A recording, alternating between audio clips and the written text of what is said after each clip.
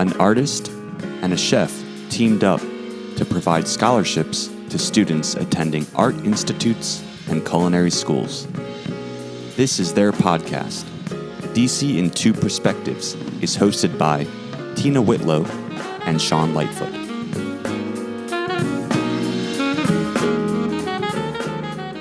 Hey, Shawn. What's going on, Tina? Oh, well, something I want to share with you. In my experience, I used to be a parent educator, and I worked very closely with Child and Family Services. And also, I came across a lot of families who experienced infancy and pregnancy loss. And helping them cope with that type of situation was kind of difficult because I've never personally dealt with it before. How have you coped with that situation personally? It's a very traumatic experience coming from a parental perspective. My daughter actually experienced this, and that was the first time that I had ever been up close and personal with that challenge. All of the changes, the grief, just everything, emotional, mental state of mind, those things were very new to me. And I was challenged at how to help my daughter get through these things. Were there any resources? Her state of mind. How was she going to feel about the future of starting a family? Just everything. As a parent, and we want to protect our kids from harm. But there's some things you just cannot shield them from, and once these things happen, you have to just dig down deep, say a lot of prayers, and hopefully you come up with the right, antidotes for how to help. Mm-hmm.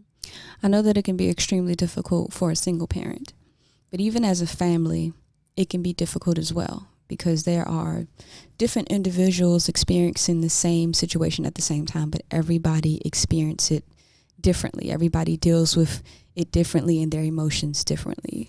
But what is something that, how can you get past that, especially after having a baby? How do you learn how to celebrate that baby without the grief? And I know they call that the rainbow baby. I think with my daughter, she put her energy in the right place, which was to care for my grandson, Jair, who has just been a spark in everyone's life. And then find that place to remember the child that was lost. I think it's one day at a time.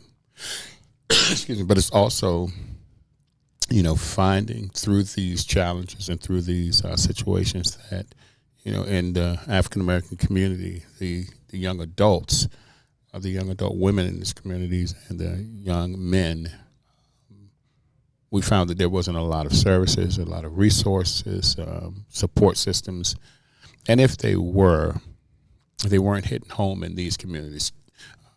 We just found out, recently, that the rate of infancy and pregnancy loss in our communities of Ward 7 and 8 are just tremendous, maybe even eclipsing the national numbers. I agree with you, Shawn. Coming from the professional side of parent education and social services, I also see that there is a lack of resources for that particular family style who is going through that situation. There are resources for families who have experienced child loss, but that could be at any age, or they could have lost their child from any incident. There's nothing really specific for infant and pregnancy loss. I guess at a young age, finding a trusting source, a resource, or a comfort place where you can go, and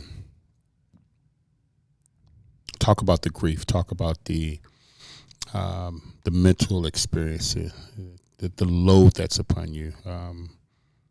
We found that there just wasn't a safe place. Mm-hmm.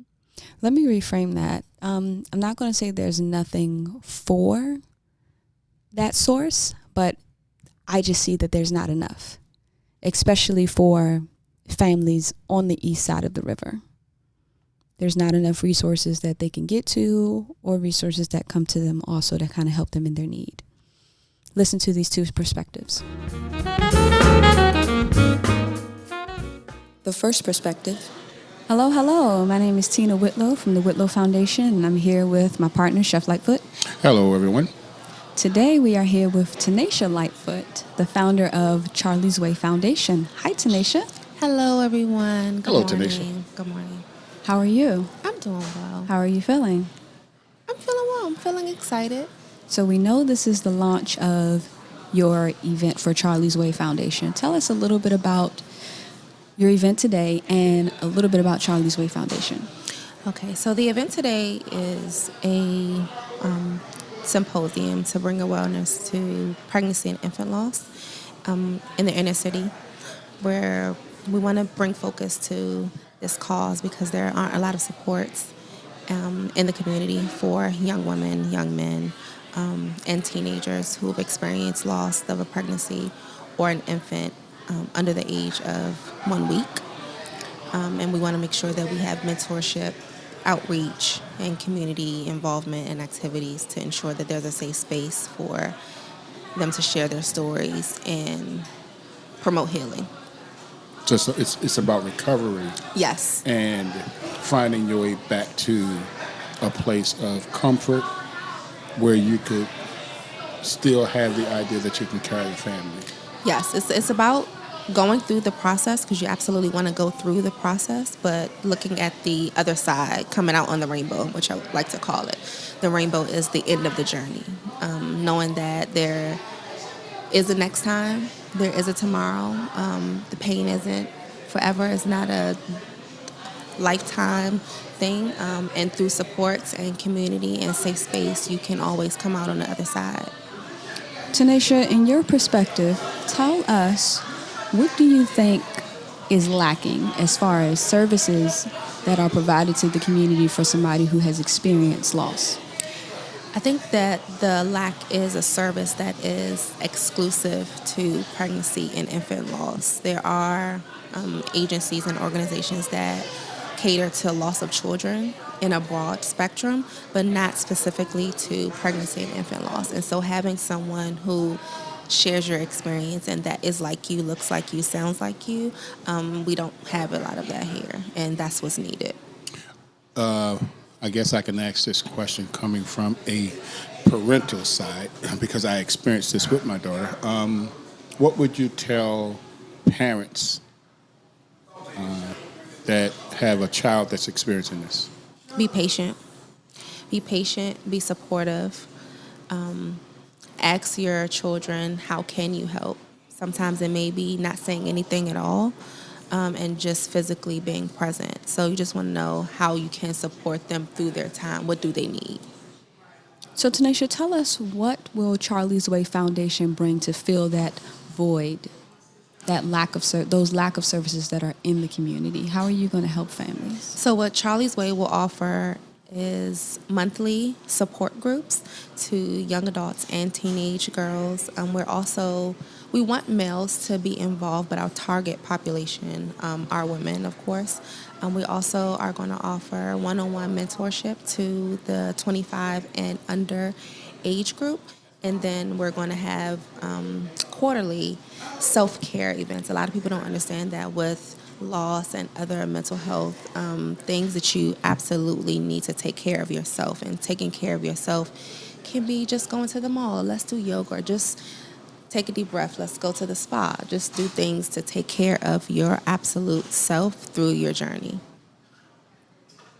Thank you so much, Tinee'Sha, for joining us and giving us some of your precious time. Thank you guys for having me. And this is DC in Two Perspectives. That wraps us up. Thank you. The second perspective. Hello from DC in Two Perspectives. I am Tina Whitlow from the Whitlow Foundation, and I'm here with my partner, Chef Lightfoot. Hello, everyone. And we are here today with Sadija Smiley. Hi, Sadija. Hi, thanks for having Hello, me. Sadija. Thank you so much for being here. So Sadija is with the Sonati House organization, and she also has her own organization called SAILS, which focuses on infancy and pregnancy loss. Tell us a little bit about the current organization that you are working with now. Great. So Sinai House is a transitional housing program, and we provide transitional housing up to 2 years for families. So you do have to have a child under the age of 18. And part of the services that we provide, because we do provide a comprehensive service and holistic approach, includes case management, parenting classes, financial assistance in terms of a savings plan. We also provide therapy and clinical services, as well as financial coaching and educational and career classes. So there's a team of consultants that support the program. Awesome. Now tell us a little bit about SAILS. Yes, so SAILS is an acronym for Stillborn and Infant Loss Support. And I founded that organization in honor of my daughter, who was stillborn at 36 weeks. And so our mission is really to raise awareness around pregnancy and infant loss and stillbirth, and really support those individuals who are on that journey. And so we just kicked off in January, and we provide conferences and summits, and just really try to create a safe space to have the conversation. So, in your experience, what's going on with the guys that may be affected by this? How do you guys help and support them? Yeah, so far what we've noticed, even from my own personal experience, at the time, my husband had not really talked about the loss, and women and men kind of grieve differently, and their journeys look different. And oftentimes when the couple is together, the man's automatically assumes the role of taking care of the woman. And so he may push his grief to the side to be there for the woman. It's a really difficult time, so making sure she showers, some of her basic needs she's not really able to take care of. And so the men are there for the women. Also, what I've noticed in the work that I've been doing is that if they're not together, oftentimes the men kind of detach. With a woman, the moment you find out you're pregnant, you automatically begin thinking and preparing. With men, what I've noticed, and we've noticed in the work, is that they don't always attach until the baby's actually born. So through the pregnancy, the men don't always connect it, and so it takes a while for it to hit them after the loss. And I can assume that because we're so animalistic that our instincts wouldn't gravitate towards that sensitive side of that loss and grief that we would need. In terms of age, what kind of age group do you come across that in terms of men that are affected by this? Ironically, it really does span the gamut. The other day, I had a gentleman who's 45, and he and his wife had been married for 20-something years. In their first pregnancy, they lost twins. And so he sent me an inbox of a story I posted on Facebook, and he had not really thought about or talked about losing the twins until he saw that. And so in the inbox that he even sent me, I never realized how it affected me until having read. And then the youngest person actually was a 16-year-old, so I'm glad to hear about Charlie's Way and providing that support to the youth, because he was 16 and his girlfriend miscarried, and he really didn't know what to do or who to talk to about it. So it kind of really spans the age range. Sadija, let me ask you, well, you just mentioned the services provided to the teenager, which you were excited to see. Do you see, in your perspective, do you see that there is a lack of services provided to families who are going through loss? Absolutely. And I think it's kind of dual or multiple reasons. One is we don't talk about it.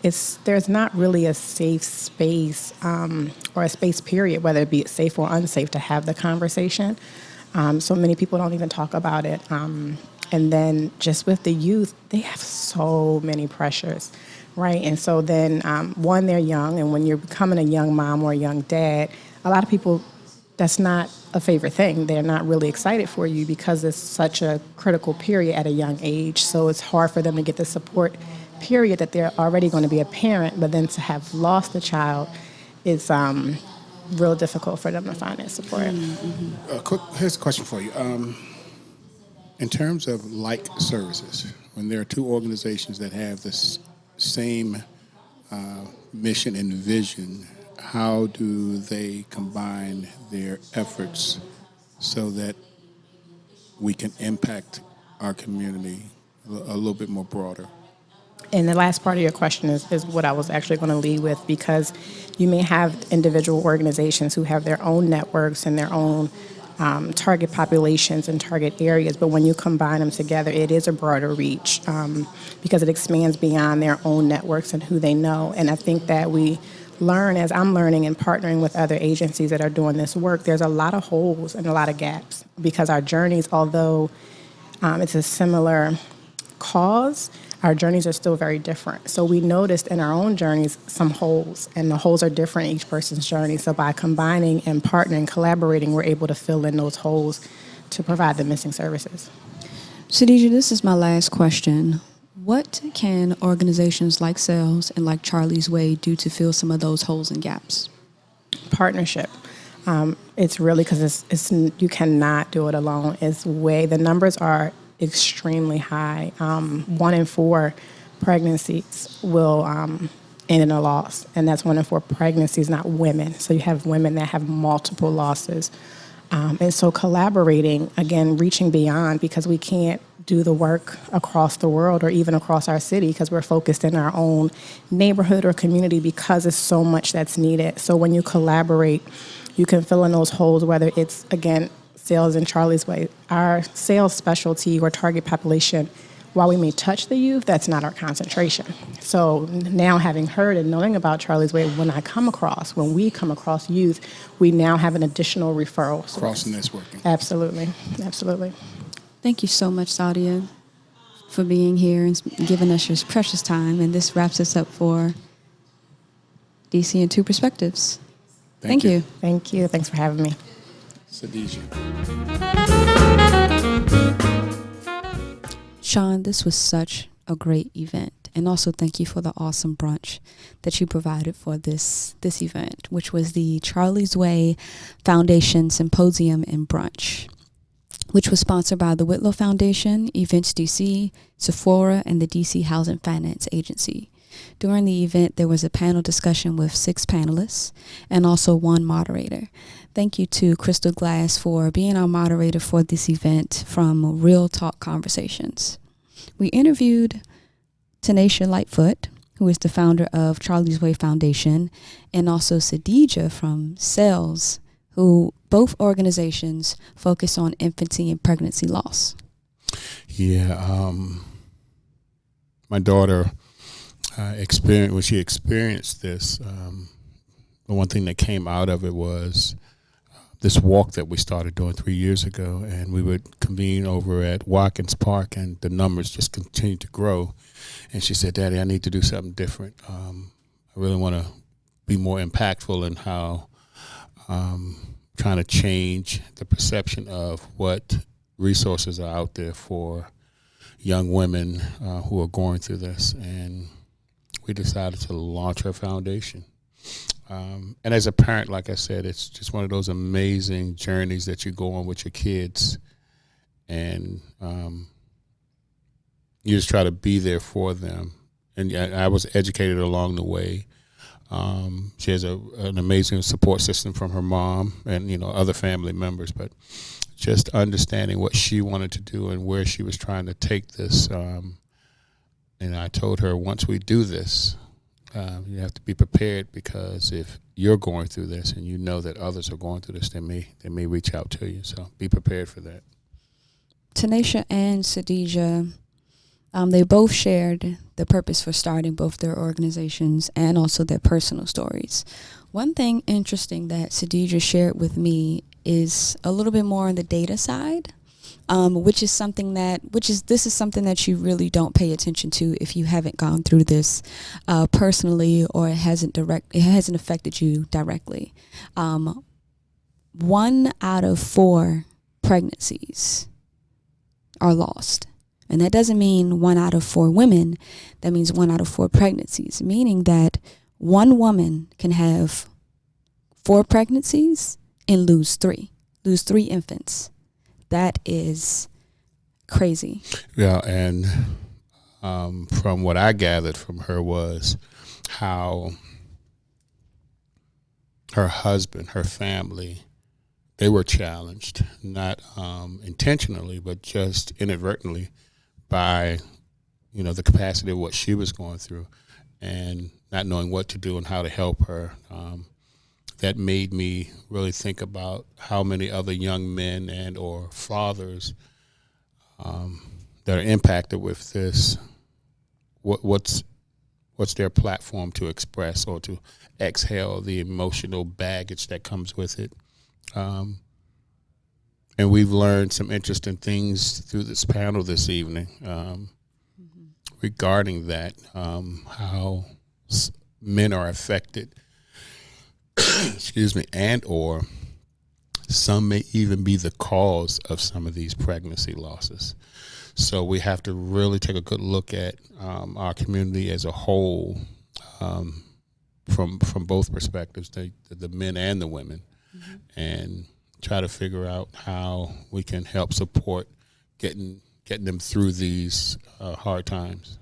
Not only did we have a great discussion from the panelists, but we also had great comments from the guests that attended also. A lot of them stood up and shared their personal experience from this subject, infancy and pregnancy lost, and also shared the amount of trauma that you can face as a family, especially if this is something that you go through or have went through multiple times. Yeah, I think this was it was really needed.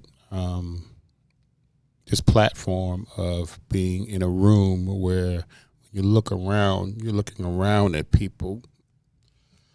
Absolutely, the room got a little heavy. Yeah, and definitely a little emotional. You're looking around at people who've experienced the same thing, versus a bunch of people who have not experienced this and may not have an idea of the emotional impact. So, excuse me, that was one of the most. I think one of the things I took away from that was just how comfortable everyone was with sharing. That also helps healing. At the Whitlow Foundation, our vision is to offer micro-scholarship awards in the forms of tools of the trade for the creative arts and culinary art forms to students who are attending an art institute or a culinary school ages 17 to 22 with the abilities, the passion, and determination who cannot otherwise secure the financial aid needed to make those purchases. We're here to introduce them to all options that will assist them in funding their creative education. We want them to succeed in a culinary arts program or an art institute to further their aspirations of becoming an artist or an accomplished chef. So we offer supplies and the monetary aid options that are not required to pay back to assist them in meeting their financial needs.